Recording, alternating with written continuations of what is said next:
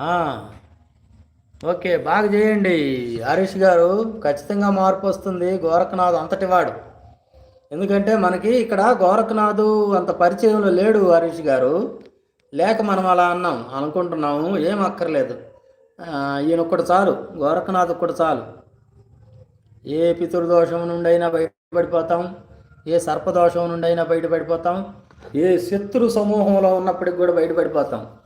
ఈ దీక్షలోనే ఒక హరీష్ గారు, దీక్షలో మనకి దీక్ష ఇచ్చేటప్పుడు అంటే మీకు కాదు, మీకు మామూలుగా మేము జనరల్గా మంత్రం చెప్పి వదిలేసాం కాబట్టి, ఈ నాథ దీక్షలో ఒక పద్ధతి ఉంటుంది. అది చెప్పేటప్పుడు మనకి గోరఖనాథ్ వాగ్దానం ఉంటుంది. నువ్వు ఎక్కడికైనా వెళ్ళు, ఈ ప్రపంచం నీదని చెప్తాడు గోరఖనాథ్.